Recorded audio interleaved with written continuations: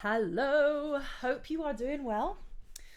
Crazy hair today. The hair is here to party. Anyways, side note, if you're in a choir, you need to do these three things. The reason I had to get online and share this right away is because I've been working with a fabulous client, beautiful voice, but there's something that got me a little ranty. And if you know me, I sometimes go off on my little rants, but I'm all about protecting the voice, making sure your voice is at peak performance.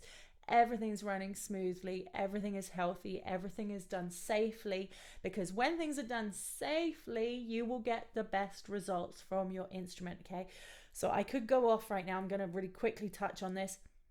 Singer brain, we always try hard. That's just how we are. That's what we do as singers. We work hard, we try to impress, we try to make everything sound perfect, appear effortless. Everything should feel very comfortable and very easy. When it feels easy and comfortable, it means you've done your job. You've put in the work, you've achieved the results, and it's okay to sit back and let things feel and be easy. So, when you're in a choir, and whether recreational or even if you're in a sort of higher level choir where you're reading the music and doing all these beautiful harmonies and all this kind of stuff, something that I see that gets neglected so often is the missing out of two really key things. One is a vocal warm up. Sometimes you'll do maybe a 10-minute quick run through some scales and stuff. Finn says hi, but Finn, why you look so sad, buddy? Finn's really sad about this. He knows I'm going off on a rant about warm ups. He's like, oh, she's going to start singing in a minute. Hang tight, Finn. Come here, come here.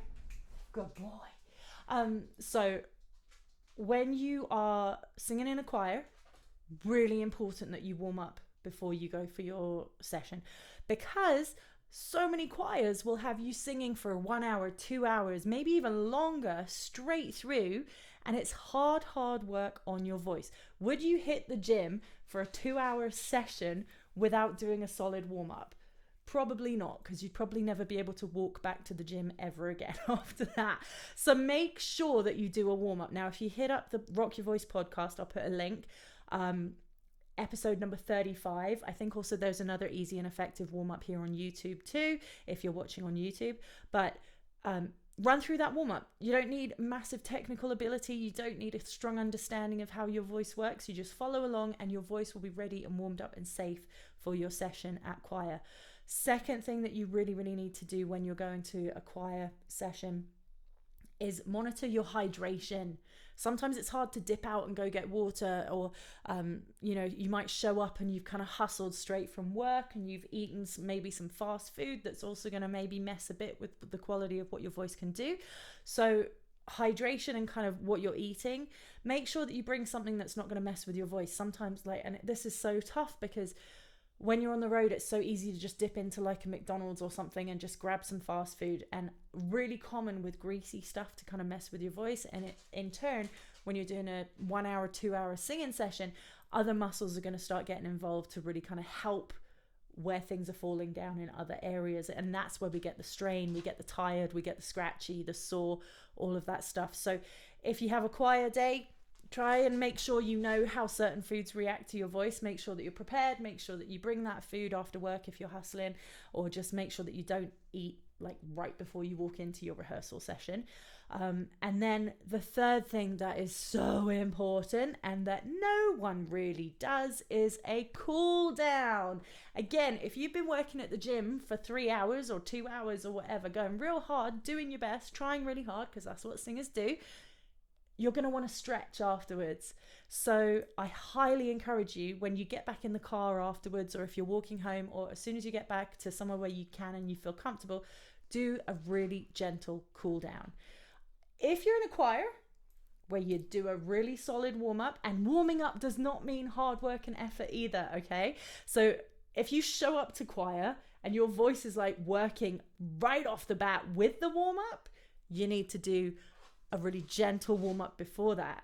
And warming up shouldn't feel like it's tiring, like it's hard work, like it's strenuous. Again, let it be easy. This is where you're going to unlock all the magic in your voice, letting it be easy. Trust me, it's hard to trust because singer brain wants to work hard. But if you trust it, look at my messy house, all my stuff everywhere. Anyway, I digress. So yeah, singer brain always wants to work hard, so don't work hard. A warm-up should feel easy. It should feel relaxing. It should feel like getting a massage. It should feel really, really good on the voice. Do your cool down afterwards. Really important. This can just be 5 minutes, okay? It doesn't have to be a long committed thing. Same with the warm-up. Ideally, like a 10-15 minute warm-up will set you up, especially if you have an amazing choir leader who is doing a really thorough, healthy, gentle warm-up before you start going into the work. But yeah, cool down 5 to 10 minutes, and you're always going to bring the range downwards instead of climbing up like we tend to do with our warm-up scales of getting higher and higher up in our range and building higher and higher and stronger. You're going to start bringing it down, relaxing the muscles, chilling it out. There is also a cool down on the podcast. I'll put a link in the notes here. If you are listening on the podcast, I'll link it in the show notes here and also here on YouTube. So there's a warm up and a cool down. But do be aware, like if you're hustling, if you're running from work, if you're stressed, if you're tired, hydrate throughout the day that you have a choir session. So check your food, check your hydration, hydrate throughout the day, because if you get there and you're thirsty, it's already too late. You have to hydrate from within. Make sure your body has been taking in, ideally water. Make sure that your body's been taking that in throughout the day, at least 3 hours prior. Start really up in your hydration. And yeah, that's my cue from Harrison. 3 things: warm up, hydration, watch your foods, cool down, and then you are set. And props to all the choir leaders who are doing that already with their voices. But my priority, my goal is to make sure that your voice stays healthy and strong, and you don't leave your choir session feeling tired, scratchy or sore, and you don't come to me in a year's time and your voice is damaged. Take care out there.